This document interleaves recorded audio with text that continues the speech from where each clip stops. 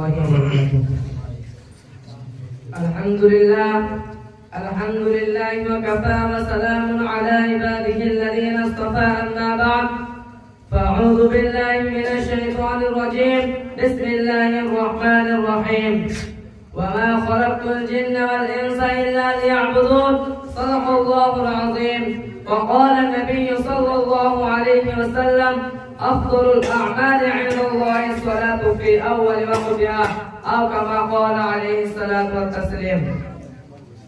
সমস্ত প্রশংসা, সমস্ত গুণগান, গুণকীর্তন, আরাধনা, অবসনা যাপন করে সে মহান আল্লাহ তাবারক তাআলার সেই দরবারে, যিনি আমাকে আপনাকে বড় ভালোবেসে দুনিয়ার সমস্ত কাজ থেকে ফারিগ করে আমাকে আপনাকে একটা নুরানি মজলিসে বসার তৌফিক দান করলেন।